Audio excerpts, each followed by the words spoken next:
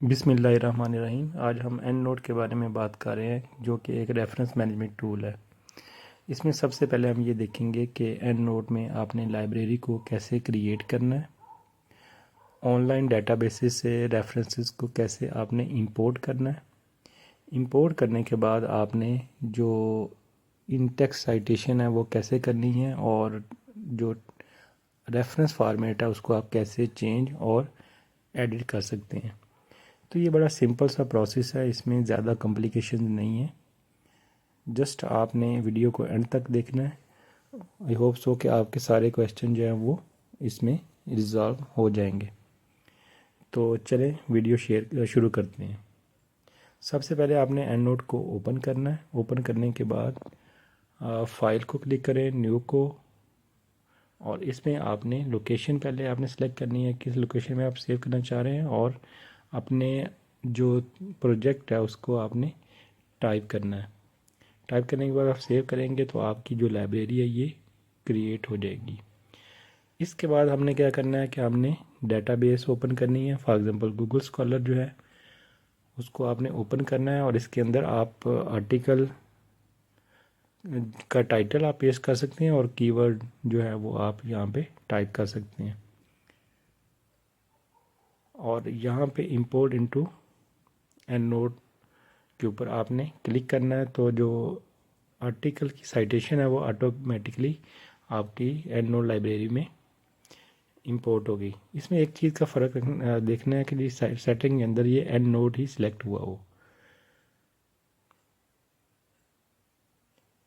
इस तरीके से एक और आर्टिकल को हमने जो है वो इंपोर्ट किया है फ्रॉम गूगल स्कॉलर। तो अब हम हमारे पास टोटल 2 हो गए। इस तरीके से एक और आर्टिकल को हमने जो है वो इंपोर्ट किया है। तो 3 आर्टिकल जो है वो हमने गूगल स्कॉलर से इंपोर्ट किए हैं। अब हम पबमेड को जो है वो ओपन करते हैं, और इसमें आप आर्टिकल को पहले आपने सेलेक्ट करना है। सेलेक्ट करने के बाद सेंड टू साइटेशन मैनेजर उसको आपने सेलेक्ट करना है, और क्रिएट फाइल के ऊपर आपने क्लिक करना है। इसको आप जब सेव करेंगे और क्लिक करेंगे तो ऑटोमेटिकली ये भी पबमेड से आपकी लाइब्रेरी में इंपोर्ट हो जाएगी। आप सिंगल आर्टिकल भी इंपोर्ट कर सकते हैं और एक से ज़्यादा भी इंपोर्ट कर सकते हैं। फॉर एग्जांपल यहाँ पे 2 आर्टिकल्स को हमने सेलेक्ट किया है, और इसको हमने इसकी साइटेशन क्रिएट करके इंपोर्ट कर दिए। सेम प्रोसेस है जैसे हमने पहले की है। तो अब हमारे पास टोटल जो आर्टिकल हैं वो हो गए हैं 6। इस तरीके से आप जितने भी आर्टिकल चाहें उसको आप इंपोर्ट कर सकते हैं। इसके बाद आपने क्या करना है कि आपने माइक्रोसॉफ्ट वर्ड ओपन करना है, और जहाँ पे आप अपना रेफरेंस ऐड करना चाह रहे हैं वहाँ पे आपने कर्सर जो है प्लेस करना है, और आर्टिकल सेलेक्ट करने के बाद R2 भी आप प्रेस कर सकते हैं, और जो है एंड नोट के ऊपर जो आइकॉन है इंसर्ट इनटू साइटेशन उसको भी आप क्लिक कर सकते हैं। इस तरीके से नेक्स्ट हमने कर्सर को प्लेस किया है, आर्टिकल सेलेक्ट किया और इंसर्ट इनटू टेक्स्ट टैब को क्लिक किया है, तो हमारे पास आर्टिकल जो है वो वहाँ पे प्लेस हो गया। अब एक से ज़्यादा भी हम आर्टिकल वहाँ पे प्लेस कर सकते हैं, जैसा कि आप इस वीडियो में देख रहे हैं कि आप सबसे पहले आर्टिकल को सिलेक्ट करना है, और उसके बाद इंसर्ट इनटू साइटेशन को टैब को आपने क्लिक कर देना है। एक से ज़्यादा रेफरेंस को ऐड करने के लिए आपने आल्ट को प्रेस करके सबको सिलेक्ट करने के बाद आप करेंगे तो वो ये देखेंगे सारे जो है आर्टिकल यहाँ पे आपके सामने जो है वो ऐड हो गए हैं। अब अगर आपने फॉर्मेट चेंज करना है तो टैब को आप चेंज करेंगे, तो जो भी आपके पास फॉर्मेट रिक्वायर्ड होगा वो उसी फॉर्मेट में ये अपीयर हो जाएगा।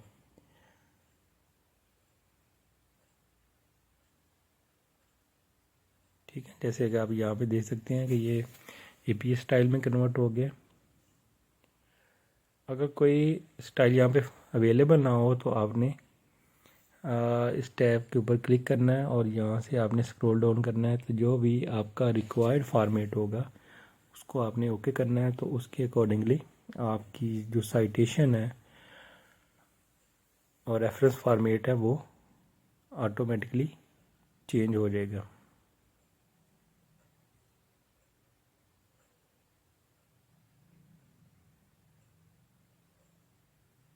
फॉर एग्जाम्पल बीएमसी डर्माटोम की जर्नल है, उसके अकॉर्डिंगली अब ये यहाँ पे अपीयर हो गया विद इन टेक्स्ट और आल्सो इन बिब्लियोग्राफी। अब कोई रेफरेंस हमने एक्सक्लूड करना है तो सबसे पहले क्या करेंगे, हम हाईलाइट करेंगे उस एरिया में कि जो रेफरेंस हमने एक्सक्लूड करना है या रिमूव करना है।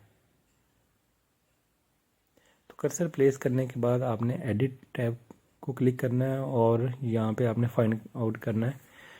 तो जो आर्टिकल आपने रिमूव करना है उसको आपने क्लिक करेंगे और रिमूव करने के बाद ओके करेंगे तो वो आपकी टेक्स्ट से भी रिमूव हो जाएगा और आपकी बिब्लियोग्राफी में से। इस तरीके से अगर कोई रेफरेंस आप ऐड करना चाह रहे हैं तो कर्सर को वहीं पे प्लेस करके आप उसको ऐड कर सकते हैं और वो विद इन टेक्स्ट और आल्सो इन बिब्लियोग्राफी में भी सेव हो जाएगा। तो ये बड़ा सिंपल सा प्रोसेस है। एक और इम्पोर्टेंट चीज़ है कि जब आपने ये एक लैपटॉप से दूसरे में ट्रांसफ़र करना है तो दोनों फाइल जो हैं उसको आपने जो विनजिप फाइल है उसके अंदर आपने ऐड करनी है और इसको आप अटैच कर सकते हैं विद ईमेल और यूएसबी के थ्रू। अगर सिंगल फाइल होगी तो वो कभी भी ओपन नहीं होगी और उसमें बहुत सारी कॉम्प्लिकेशंस होगी। So thank you so much, take care, अल्लाह हाफिज़।